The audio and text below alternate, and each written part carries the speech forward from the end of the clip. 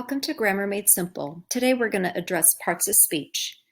When identifying parts of speech, read the sentence silently to yourself, then determine the subject before any other part of speech.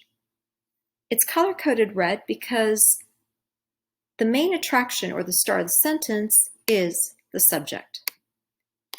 Under subject or noun, John and Drew played football, John and Drew being the subject and noun, a pronoun can replace the subject.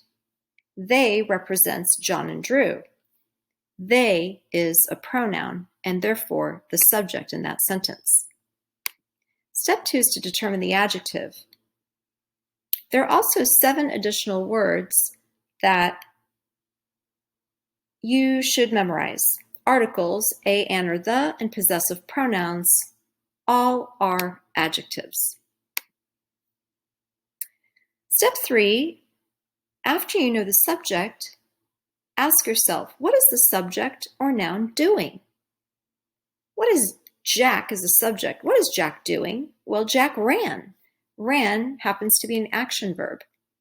The weather can be is a state of being. Aiden has been, another state of being.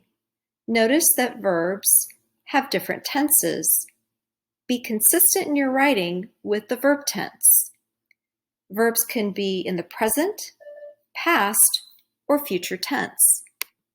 If you are attempting to identify the verb, it's important to know the difference between these 3.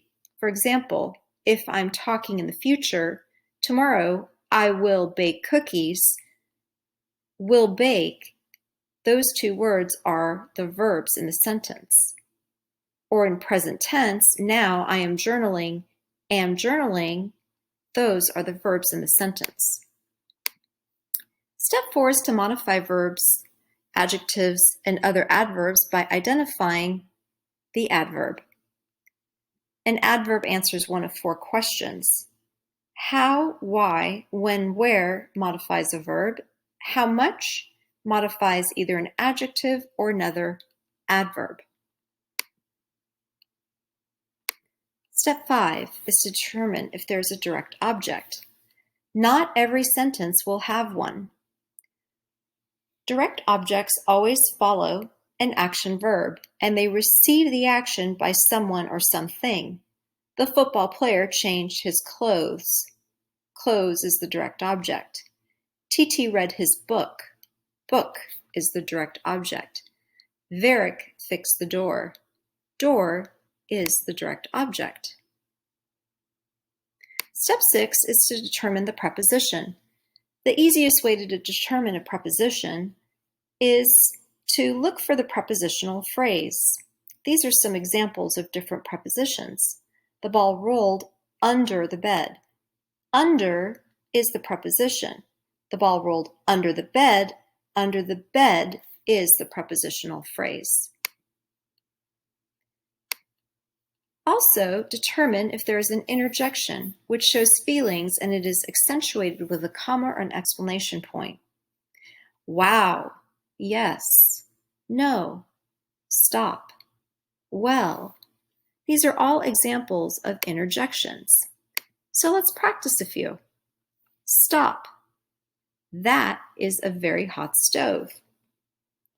So in this particular sentence, that is a pronoun, and stove is also a subject. If you were to double check that, you could say that stove is very hot, and that would be noun or subject. Is the verb. A is an adjective as well as hot. Very is the adverb. Hungry Theron ate cheese and crackers. Hungry is modifying the noun Theron, which is the subject. Ate cheese and crackers. Ate is the verb. Cheese and crackers are the direct objects. They come right after the action verb. Thank you.